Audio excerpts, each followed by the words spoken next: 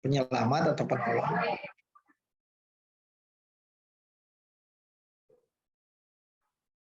Jadi harus diberikan jalan karena mesti kalau jumlah penghuninya banyak akan berkumpul sampai di bawah dan langsung menjauhi gedung ya, untuk menghindari kalau ada komponen bangunan yang jatuh dan sebagainya. Jadi tidak berkumpul di bawah gedung yang terjadi kebakaran ataupun ada musibah gitu ya.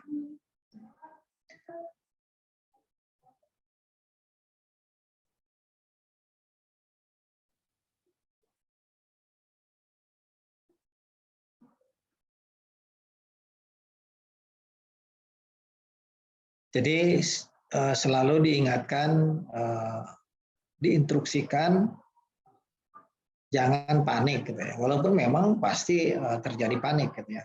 Tapi saling menenangkan untuk supaya menghindari tidak terjadinya kepanikan yang akhirnya terjadilah kecelakaan.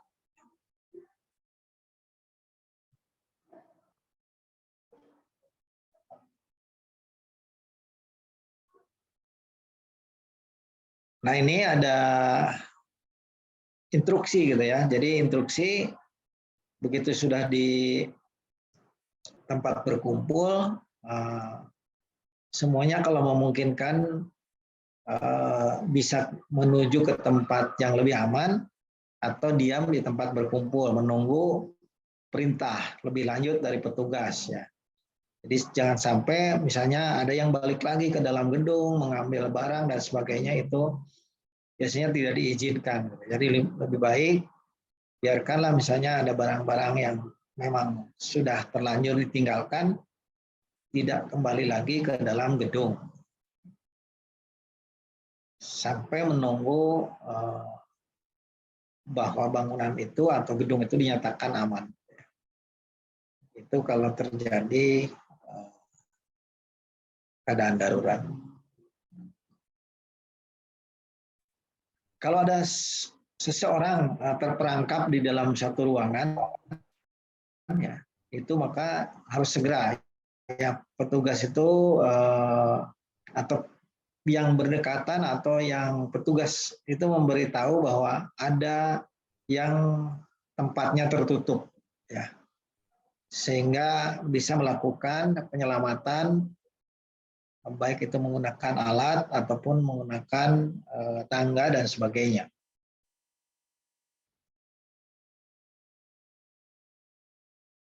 Itu untuk menghindari juga misalnya kehilangan udara segar gitu ya, karena tertutup oleh asap. Dan berikanlah tanda apapun lah misalnya di gedung tinggi itu melalui jendela atau memecahkan jendela, keluarkan tanda bahwa di situ ada yang terperangkap supaya lebih cepat menangani evakuasi.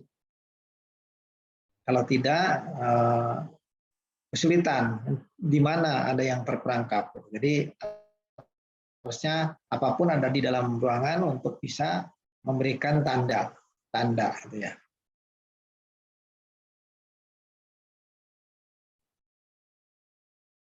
Bila mana terjadi gempa bumi, nah ini baru-baru ini juga terjadi ya gempa bumi yang kurang lebih 5, sekian skala Richter dan terasa di daerah wilayah Bandung ya.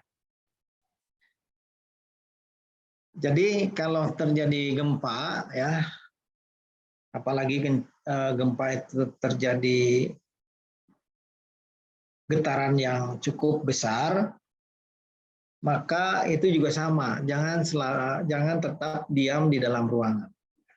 Harus segera meninggalkan ruangan. Nah, ini sebenarnya kalau gempa itu juga sama, harus menuju jalan atau tangga darurat ya. Karena pada lift itu biasanya dipasang deteksi gempa juga ya. Jadi kalau begitu ada gempa, si lip itu akan mati ya. Jadi tidak boleh juga melalui atau menggunakan lip. Jadi di dalam alat transportasi tersebut ada sensor yang dihubungkan dengan getaran gempa bumi, sehingga dengan sensor ini akan memutus aliran listrik terhadap ruang mesin ya, sehingga tidak bisa digunakan.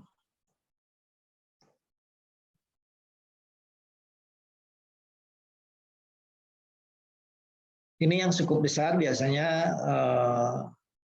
lempeng-lempeng tektonik yang menjadi bergerak menggetarkan bumi gitu ya. Kadang-kadang terjadi di daratan maupun di lautan. Seperti halnya Bandung, sebenarnya itu punya yang namanya Sesar Lembang. Jadi kampus kita Polban itu kurang lebih antara 5 sampai 7 km ke arah Sesar Lembang.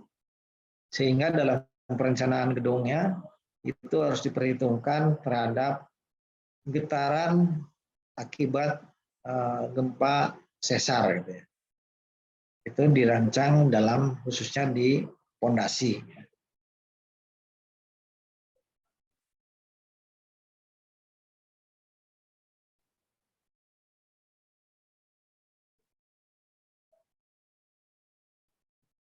Ini pada suatu saat lempeng-lempeng tertahan dan terkunci satu dengan yang lain, maka akan menjadi timbul energi untuk bertabrakan dengan lempeng yang lain, maka terjadilah guncangan, ya, guncangan di dalam permukaan bumi.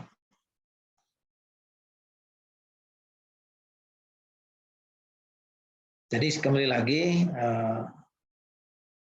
yang namanya gempa itu adalah bisa reruntuhan di dalam bumi ya. Seperti halnya keterangan misalnya dari BMKG bahwa terjadi gempa di posisi laut mana gitu ya, dengan kedalaman sekian. Nah, itu berarti kan ada reruntuhan yang terjadi di dalam laut dengan kedalaman sekian kilometer ataupun di darat. Jadi terjadinya pematahan. Maka ada juga yang timbul akibat gempa ini menjadi tsunami. Ya. Karena si buminya itu terbelah, si air lautnya masuk ke dalam celahan itu atau terdorong ya, sehingga seolah-olah dalam beberapa detik surut dan tiba-tiba dia membalik gitu ya. Airnya ngebalik ke daratan dan lebih tinggi daripada ombak yang biasanya terjadi. Maka dinamakanlah tsunami. Jadi kalau masuk ke dalam bangunan, maka akan terjadilah keadaan darurat. Otomatis akan merusak baik itu gedung, jembatan, ya, jaringan listrik, dan sebagainya. Sehingga tadi semua utilitas itu tidak bisa digunakan. Tidak bisa digunakan.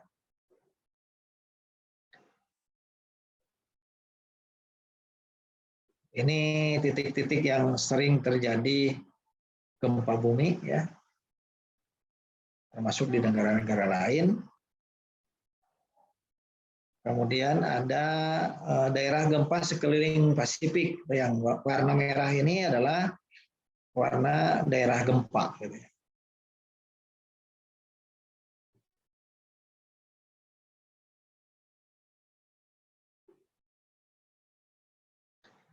Akibat gempa ini, karena bangunan itu menjadi komponennya biasanya terjadi berjatuhan, runtuh, terjadi ada yang pecah kalau dari kaca dan sebagainya, sehingga akan melukai penghuninya. Makanya tindakan awal, kalau misalnya tidak sempat mengevakuasi diri, harus berlindung di salah satu, misalnya ada meja gitu ya, itu berlindung di di balik mejanya, sehingga kalaupun ada jatuh plafon dan sebagainya itu tidak terkena badan. Tapi kalau memang sempat evakuasi dulu ke dalam ruangan itu lebih baik kalau terjadi gempa.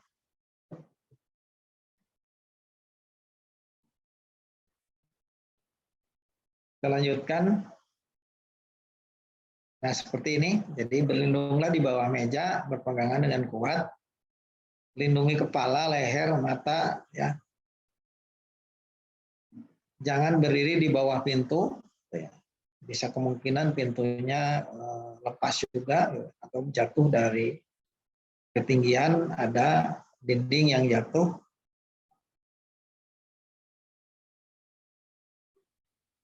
Dengan cara berjalan jongkok di gang atau di koridor, ya, dengan merapat ke dinding. Kemudian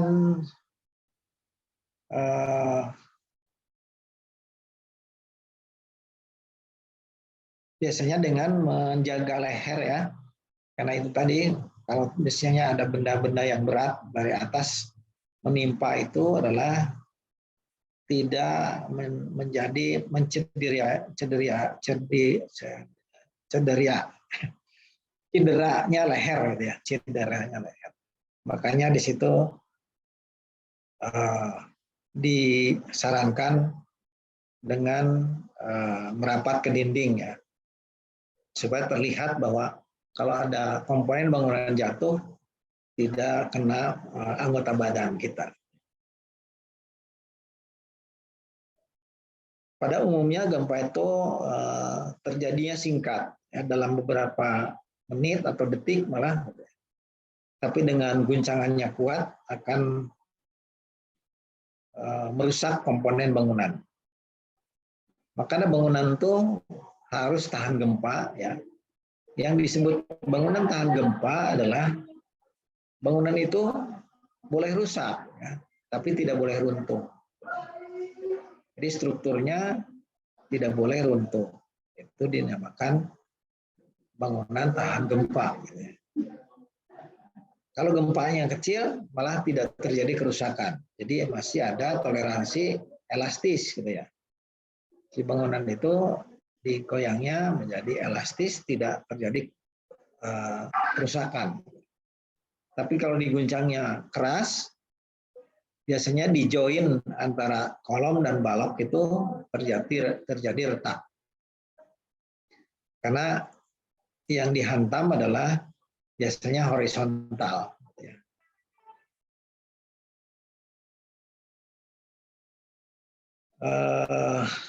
Selanjutnya,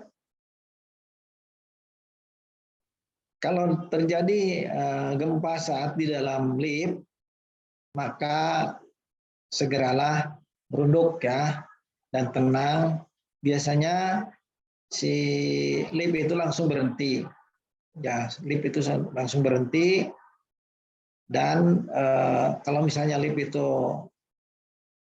berhenti di antara dua lantai, maka si lift itu akan berjalan menuju lantai yang terdekat, ya, dan langsung segera keluar dari lift.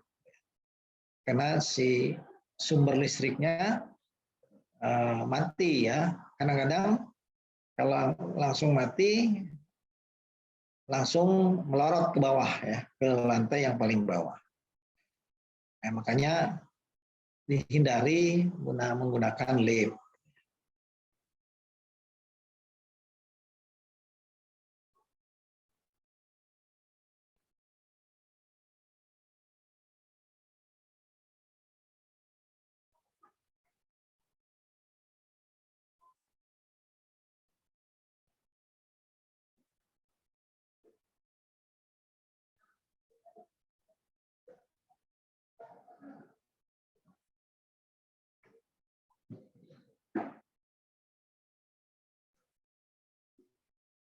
Kemudian saat gempa berlangsung di lobi utama, ya, berlindunglah dan jauhilah kaca. Ya, biasanya di lobi itu hampir semua dindingnya adalah berdinding kaca.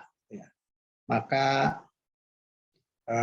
hindari jauhi dengan pada dinding daerah kaca. Karena kemungkinan dengan diguncangnya itu kaca akan berjatuhan atau pecah. Ya, makanya segeralah keluar menuju pintu yang sudah terbuka. Gitu.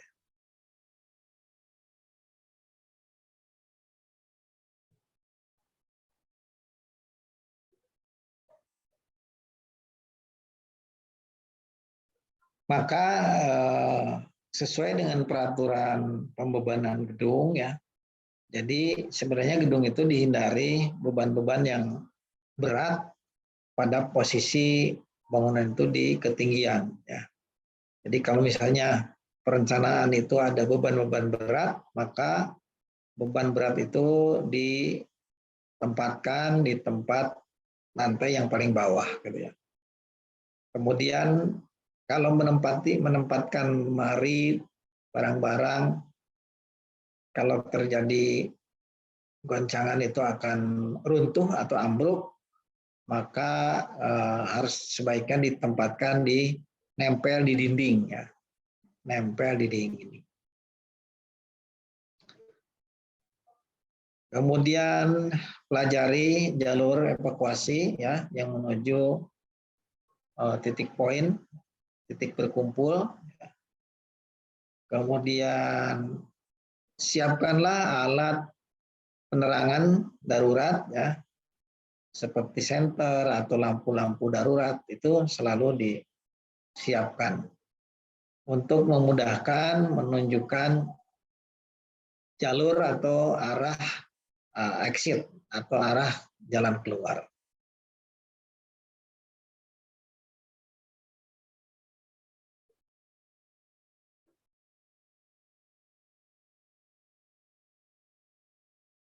Waktu kejadian gempa jauhi dari jendela, ya. Bisa jadi terpelanting menuju jendela sehingga terjatuh, ya. Jika seperti tadi rak buku dan sebagainya, sebaiknya itu adalah nempel di dinding, tidak berdiri di tengah-tengah lantai, ya, sehingga akan terjadi jatuhnya rak buku atau lemari. Jadi berlindunglah di bawah perabotan yang dianggap kuat, gitu ya. Jadi kalau memang ada meja yang cukup kuat, maka disitulah berlindung untuk menghindari terjatuhnya komponen bangunan.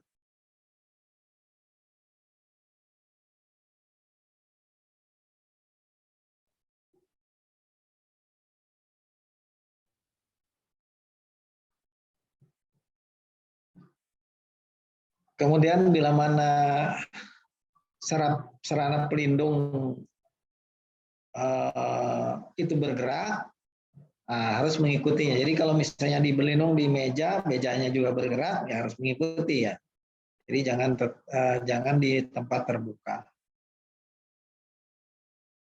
Bila mana terjadi gempa di dalam kendaraan, ya itu juga harus berhenti sebenarnya kendaraan. Jangan sampai kendaraan itu terpelanting atau gara-gara goncangan.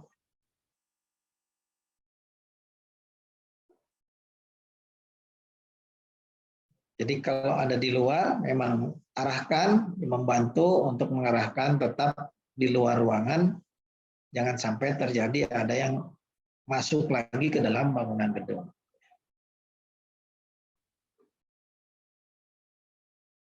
Setelah kejadian, baik gempa ataupun kebakaran, maka perlu diperiksa, memberikan pertolongan pertama kalau terjadinya ada yang luka dan sebagainya. Berilah penerangan untuk bisa menenangkan diri, ya. Kemudian periksa juga kalau ada sumber gas, ya, sumber api, listrik dan sebagainya dimatikan semua. Karena kalau yang sama sekali belum pernah mendengar bagaimana cara evakuasi, mesti panik semuanya. Tapi kalau yang minimum yang sudah pernah mendengarkan atau mempelajari tempat cara-cara evakuasi, maka harus memberikan bantuan ya, bantuan ke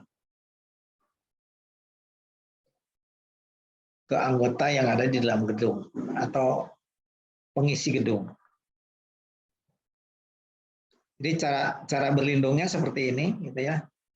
Bisa di bawah meja, tapi diyakinkan bahwa meja itu dianggap kuat, gitu ya. Jadi berunduk di bawah meja, ya, atau memegang meja, jangan sampai mejanya juga bergerak, gitu ya. Malah jadi tertinggal di luar mejanya bergeser.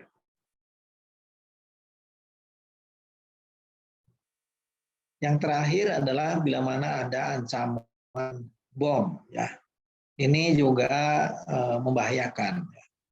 Kalau tiba-tiba ada ancaman melalui surat, melalui telepon dan sebagainya, ini juga jangan dianggap bohong atau jangan dianggap remeh, gitu ya. Jadi sebaiknya ini juga harus diantisipasi, ya.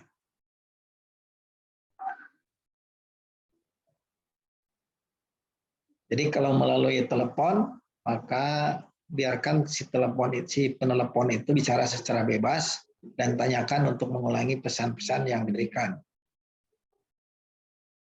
Supaya kalau memang benar bahwa ada ancaman bom, itu biasanya menjelaskan bomnya diletakkan di mana.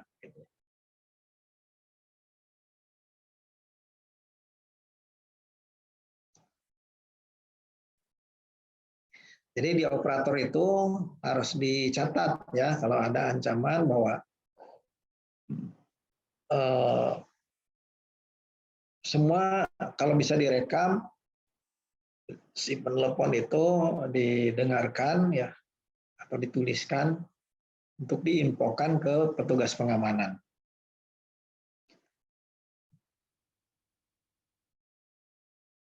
Maka segera laporkan ya ke security, ke yang berwajib dan sebagainya. Kalau apalagi sudah terlihat ya di titik mana ada yang menyerupai lah atau akan menimbulkan terjadinya ledakan, gitu. Tetap harus diantisipasi. Juga kalau misalnya terjadi ada barang mencurigakan. Jadi kalau misalnya ada tas bergeletak, ini harus segera lapor dulu ya, jangan langsung dieksekusi, diambil.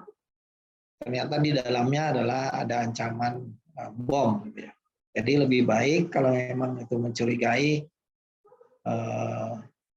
akan terjadinya ledakan dan sebagainya, segeralah dilaporkan. Termasuk ada kiriman paket. Ya. Jadi kalau tidak jelas pengirimnya, kemudian juga paketnya juga mencurigakan, ya, itu segera melapor juga ya, karena biasanya si paket ini ditulis tangan ya, tidak diketik, kemudian ditujukan juga tidak jelas, gitu ya. Juga pengirimnya juga tidak jelas, itu perlu dicurigai, gitu ya, untuk kiriman paket yang mencurigakan. Biasanya ciri-cirinya amplopnya kertas dipegang tangan itu berminyak, ya, atau bau mesin, oli mesin. Jadi kalau dicium baunya berbau oli. Gitu. Kemudian ada pembungkus aluminium foil, itu juga mencurigakan. Dan isinya cukup berat. Makanya kalau mengirim paket biasanya ditanya ya isinya apa, isinya apa. Kalau mencurigakan di paket pengiriman juga mesti dideteksi gitu ya. Tapi kalau tiba-tiba ada yang ngirim, disimpan, nah itu juga berhati-hati.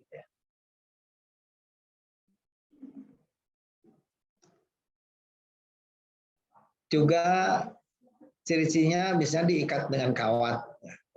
Kalau yang lain karena cukup dengan lakban atau dengan isolasi dan sebagainya, tapi kalau ini biasanya diikat kawat. Pengirimannya yaitu tadi, jadi kalau melalui paket penyedia pengiriman biasanya terdeteksi dengan pengirimannya, tapi pada umumnya dikirim sendiri, gitu ya. Dikirim dan tidak pada saat mungkin tidak ada orang diletakkan.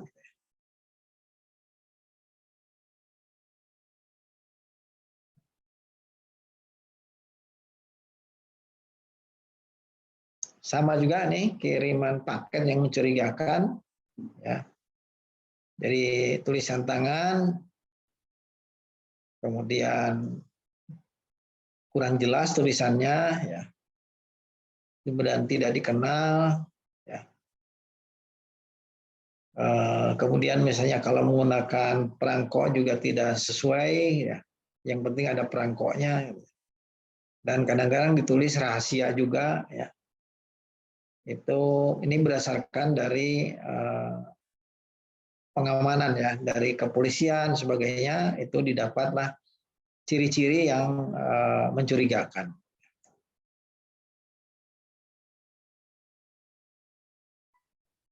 Jadi tetap melakukan pemeriksaan dengan tenang, ya, waspada, benda-benda itu disimpanlah di tempat yang tertutup dan laporkan, ya. Kalau memang ada alamatnya pengirimnya, ya itu harusnya dipastikan gitu apa ini isi sebagai paketnya.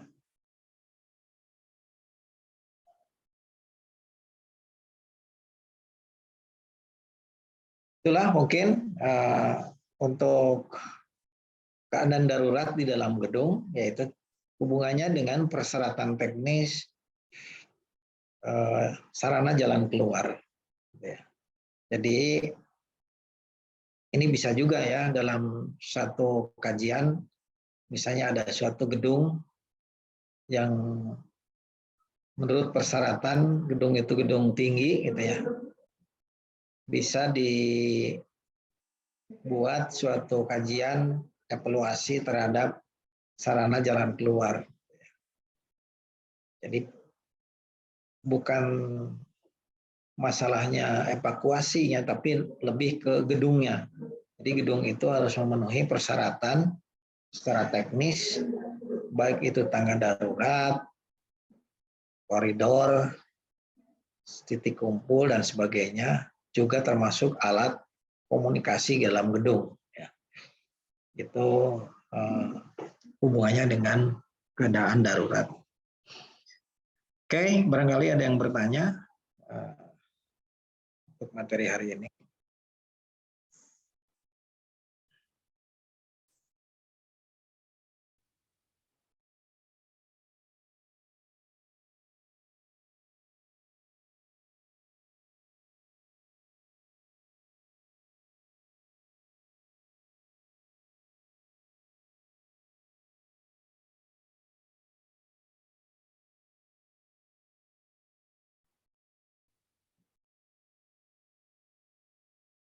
Jadi mulai dari akses exit, ya, exit dan exit pelepasan. Jadi kalau gedung tinggi itu dari titik awal, kemudian masuk ke dalam tangga, ya, turun tangga, kemudian keluar. Nah, dari keluar ini harus ada, jangan sampai begitu keluar di sini tidak ada tempat pelepasan exit, gitu.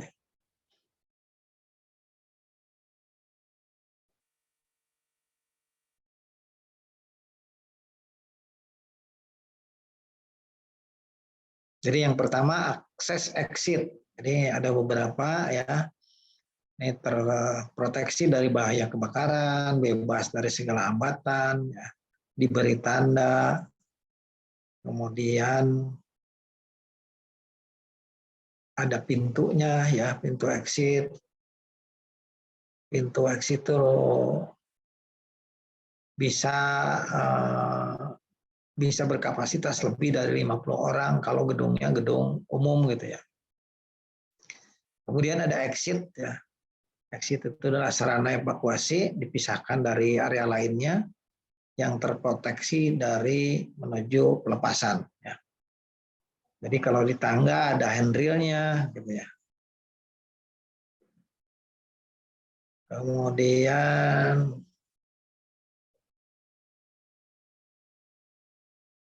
tangga exit itu terbuka yang terletak di luar bangunan harus berjarak paling sedikit 1 meter dari bukaan dinding. Nah, itu ada syarat-syaratnya. Bangunan dengan 2 atau lebih lantai basement, maka luasnya lebih dari 900 meter dilengkapi dengan sub tangga. Nah, gitu. Jadi ada beberapa persyaratan-persyaratan, ada penunjuk yang rambu keluar ya, exit, ada yang pada umumnya menggunakan stiker atau skotlet yang bila mana gelap itu si warna itu kelihatan ya, atau juga pakai lampu. Lampunya menggunakan baterai. Kemudian ada exit pelepasan. Jadi setelahnya di lantai paling bawah itu ada jalur lagi yaitu exit pelepasan.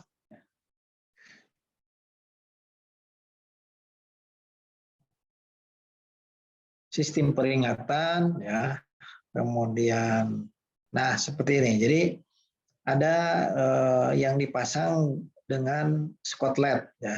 Jadi kalau siang hari seperti ini, kalau kondisi gelap kelihatan nyala gitu ya.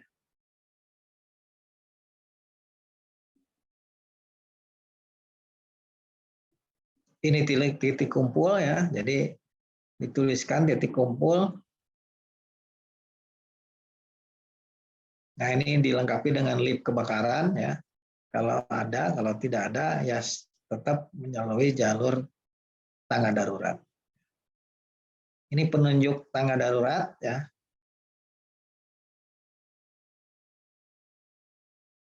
Penandaan sarana jalan keluar atau exit ya. Seperti ini ya.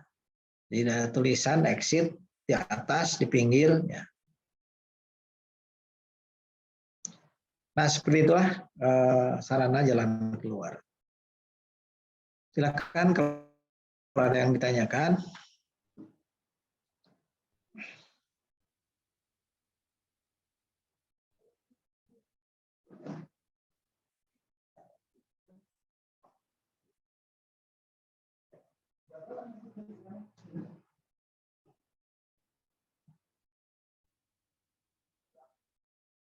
Dari saya belum ada, Pak. Untuk absensi yang RPL itu bisa ngisi langsung di aplikasi itu ya. Siapa yang nggak hadir hari ini mohon ketua kelasnya melaporkan karena saya minggu-minggu lalu lupa saya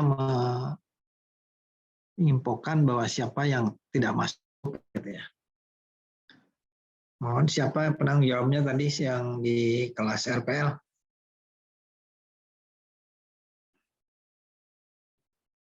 Jadi mohon dibuat berita acara dikirimkan ke saya siapa yang nggak masuk ya. Juga termasuk yang kelas reguler dibuat biasa berita acara nanti dikirimkan untuk melengkapi berita acara atau absensi hari ini. Baik, Pak.